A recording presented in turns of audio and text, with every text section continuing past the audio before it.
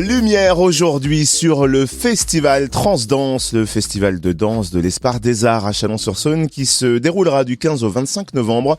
Ce festival célèbre l'art du mouvement dans sa diversité et dans la parité en accueillant 4 femmes chorégraphes et 4 hommes chorégraphes. Il est temps d'entrer dans la danse et de découvrir le programme avec Jérôme Allard, programmateur et coordinateur du festival Transdanse. Bonjour. Bonjour. Alors au programme de cette nouvelle édition, 8 spectacles, 4 créations, dont une nuit entière qui va d'ailleurs donner le coup d'envoi du festival mardi 15 novembre et mercredi 16 novembre. Est-ce que vous pouvez nous présenter cette performance ?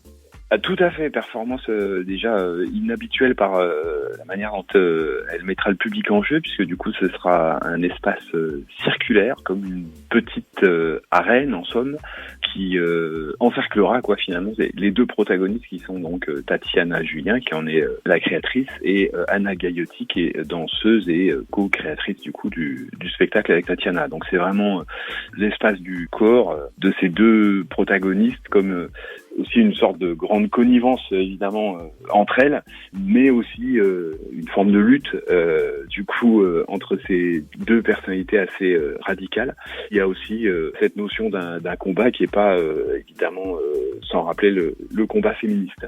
Vous proposez également une création atypique mêlant danse et roller les 15 et 16 novembre avec Justine Bertillot et Xavier Roumaniac. À quoi s'attendre ? Alors c'est tout à fait étonnant parce que Justine Bertillot, c'est une artiste qui vient du cirque, qui est acrobate. Elle pratique pas à proprement parler le roller, en tout cas sous forme de roller dance comme on peut l'imaginer, ou en tout cas en avoir vaguement une représentation. Là en l'occurrence avec les Ordonnes, c'est vraiment 2 performances, donc hors plateau, puisque ça sera présenté dans l'espace d'exposition de l'Espace des Arts, donc qui est un espace ouvert, voilà. Donc là accompagné effectivement par Xavier Roumaniac en batterie live avec une bande son assez électro. Donc c'est on peut dire intense quoi. C'est une forme courte puisque c'est 15 minutes. C'est vraiment à ne pas rater parce que Justine, il y a quelque chose d'engagé et d'enragé dans ce qu'elle fait. Et notez aussi que le festival Transdanse va accueillir le chorégraphe Marco da Silva Ferreira vendredi 18 novembre au Grand Espace de l'Espace des Arts. Il présentera Carcasse, articulée autour de danses urbaines mariées à d'autres danses, lesquelles ? Alors, des danses urbaines d'abord multiples, c'est-à-dire que c'est celles liées au hip-hop mais pas que, au clubbing, et c'est la rencontre avec une certaine représentation des danses folkloriques.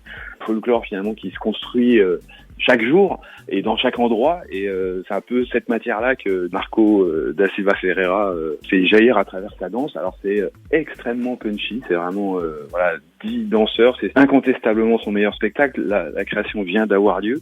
Ça va être extrêmement électrique et revigorant, je dirais. On peut aussi s'attarder sur 2 autres rendez-vous du festival Transdanse, le tir sacré, samedi 19 novembre, une création originale de la comédienne Marine Collard, et le même jour, le 19 novembre donc, un spectacle mêlant danse et boxe, cette fois-ci à la Maison des Sports de Chalon-sur-Saône.